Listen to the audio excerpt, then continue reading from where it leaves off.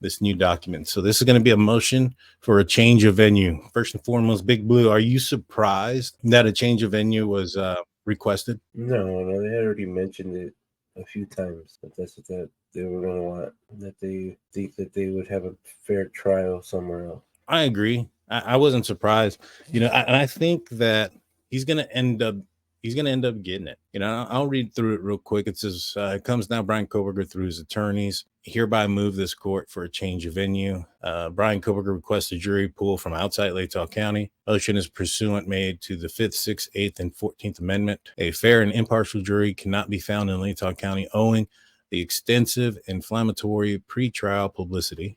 Allegations made about Mr. Kohberger to the public by media will be inadmissible at this trial. The small size of the community, the salacious nature of the alleged crimes, and the severity of the charges Mr. Kohberger faces. Enlarging the jury pool will not do anything to overcome the persuasive prejudicial publicity because Latah County does not have a large enough population center to avoid the bias in the community. Further, the size of the community and the interconnections of the citizenry is problematic and will prevent a fair and impartial pool of potential jurors. Mr. Kohberger, and by through his counsel, requests the opportunity to be heard through evidentiary presentation and argument no sooner than the end of April 2024. So we might get an answer on this, before that. I'm not surprised whatsoever that they're asking for a change of venue. I think they should give it to him. Big Blue, do you think that they should do this in Moscow and Latah County, or do you think they should move this?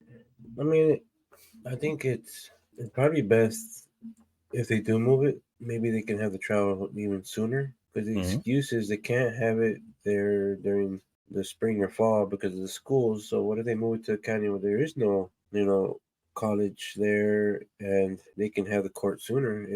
It would be beneficial for everybody. I mean, none of the families, I think, were even from this area. They were all from out of the area. So they're still driving in, flying in anyway. So I think that might be a better idea. Pressure the defense to get a sooner date. I agree. I think that, and you bring up a great point. Push the defense, or push it for a sooner date.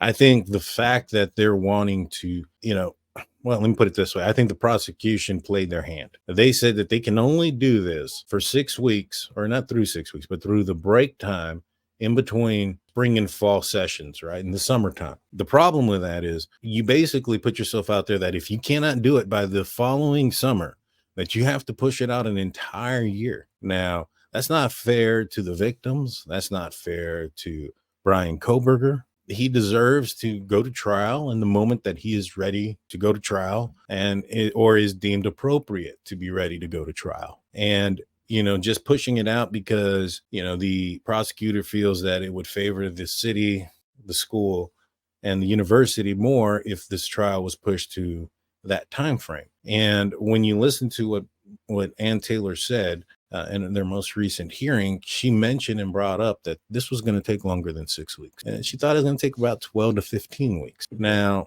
do you really think that they would be that far off on how long this trial should last? I don't think so. I think that, she definitely can drag it out this long. I mean, obviously you could, but, I don't think that, the prosecution is going to be off by that much. I think it's a tactic in efforts to force the change of venue, because if they put aside 15 weeks, going in between, starting off in the spring semester and ending in the fall, you're not going to get around it for about 6 weeks or so. You're still going to have that problem. I think that was the first thing that they said they were going to do. And also they said that if, they talked about at earliest, April, May, or March of 25, and that even summer of 25 was being optimistic.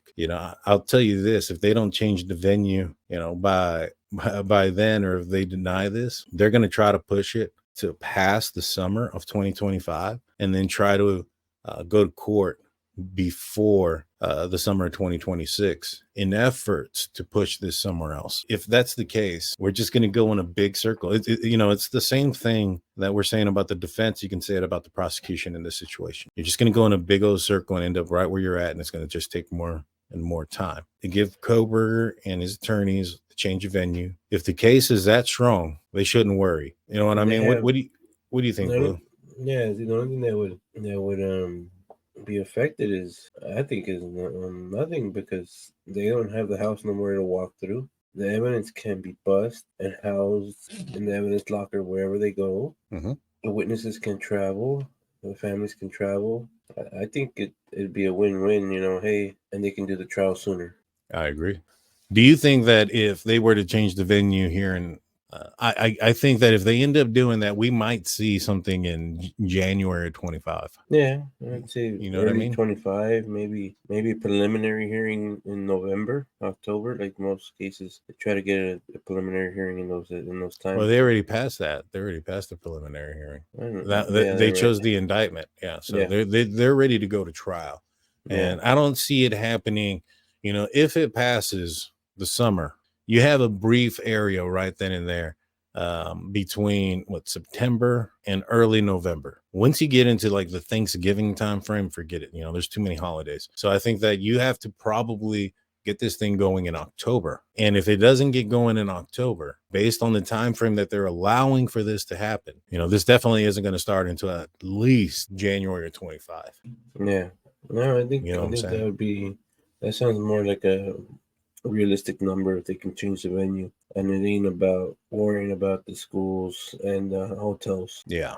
Yeah. Like, I mean, do you see a benefit for the prosecution by not changing the venue in this situation? Like, where's the benefit if they keep it there? not really. I mean, because they were talking about doing jury pools from other places already, so the jury Mm-hmm. pool is gonna be different counties anyways. They're different people. There is no Yeah. benefit, you know. Yeah. I The only agree, man. benefit is maybe I mean, the benefit shorter there drive for is them, or their office is closer to them. That's the only benefit they have. right. The benefit that they do get is that most likely people from the same community are hearing about this incident, right? So it's on the news, it's on those type of things. So he's not going to get an impartial a jury who hasn't heard about the case or has an opinion about the case already from that area. The goal is to find an impartial jury. So the prosecution, their goal is to find people as well that aren't aware of this case, even though if they did, it may or may not benefit them, because it also could not benefit them. They could get somebody out there, on the jury that's been really invested in this case, who, maybe follows a different creator who, has shown the information and the evidence to the point where there's some question marks there, right? And they might have that predetermined notion that this guy is innocent no matter what comes out. You don't want that. So I don't see the benefit at all by keeping it in Latah County, like outside of their personal benefits, as you mentioned. Yeah, I mean, there's nothing else. I mean, everybody has heard about it, at least in the state. I mean, most people have. They watch the news, and even people in the small towns, they'll forget about it. Some people don't pay attention to the news, and so I think it's fair either way. Yeah, I get it, but given the high profileness to this case and the small community that's there, I'm not opposed to a change of venue. Then Black and Gold comes in with his 8-month membership comment saying, expect Ann Taylor to use the community to her advantage. I agree. And Jordan asked, could you guys be on the jury hypothetically? Hypothetically, if they look into our background and see, that we've been on here, we've had vetted interest into this case, no, we would be kicked out immediately. Yep, they would say not you guys. Yeah. You guys are too experienced. You guys have already figured it out. We can't have you on there. All in all, I guess we're in agreement here that he should probably get his change of venue. I don't see any issue with it. I hope he gets it, because it's one less thing that he can appeal. And like his lawyer said, that they're going to be fighting this for the next 28 years. Well, you can take a year off because they won't be fighting the fact, the venue was, or the jury was tampered in some sort of way. So I think they should do it. I personally do. But moving on, let's go to the second topic of today's show. And that's going to be this frame theory that keeps, circulating throughout